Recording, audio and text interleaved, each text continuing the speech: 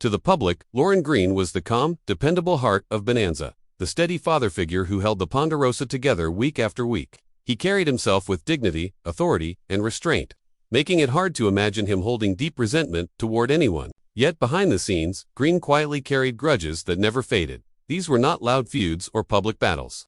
They were silent wounds caused by moments of disrespect that struck at his pride, his values, and his lifelong belief in professionalism. Among all of them, one name stood out as the most painful reminder of how quickly Hollywood could turn admiration into dismissal. The first and most unexpected source of Greene's bitterness was John Wayne. To many, Wayne was untouchable, the symbol of the American West. But to Greene, Wayne crossed a line that could never be erased. In 1966, during a press event packed with cameras, Wayne was asked about television westerns. With a casual smirk, he dismissed Bonanza as a watered-down version of the real West, implying it lacked grit and authenticity. The comment made headlines and laughter followed it everywhere.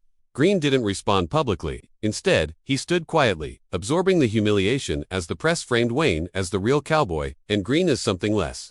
What hurt most was that Wayne never walked it back, never clarified, and never acknowledged the damage. Greene later admitted in private that the comment made him feel like an outsider in the very genre he had helped sustain.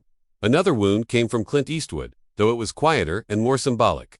Eastwood represented a new kind of Western hero, cold, silent, and morally hardened. When Eastwood remarked in interviews that real cowboys didn't preach morals, Greene understood the message immediately. It wasn't just about characters, it was about eras. Greene had spent years portraying strength through responsibility and values, only to watch the industry shift toward darker, harsher figures. He never confronted Eastwood, but the realization stung deeply. In Greene's mind, Eastwood didn't insult him directly. He replaced him. The most painful conflict, however, came from inside the Bonanza family itself. Michael Landon, once seen as a surrogate son on the show, gradually became Greene's creative rival. As Landon gained influence, he began reshaping the series, pushing stories toward younger characters and emotional drama that sidelined Ben Cartwright. Greene watched his central role quietly diminish. He didn't fight or complain.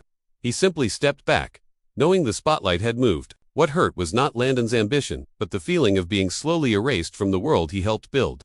Greene's tension with Pernell Roberts was more direct.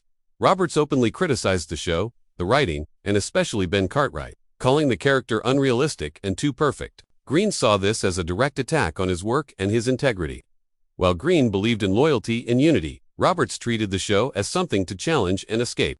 When Roberts publicly dismissed Ben Cartwright in interviews, Greene never forgave him. To him, it wasn't creative disagreement, it was betrayal. The final fracture came from actor Guy Williams, whose behavior on set crossed Greene's deepest boundary: respect for the work. Williams demanded attention, extra takes, and control, disrupting the discipline Greene valued above all else. When Williams interrupted a scene to reposition himself, Greene silently removed his hat and walked off the set.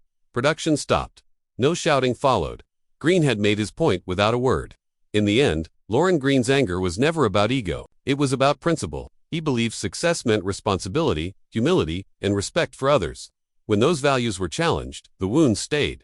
Some feuds end with apologies. Greene's never did. They simply faded into silence, carried quietly by a man who believed dignity mattered more than winning the argument.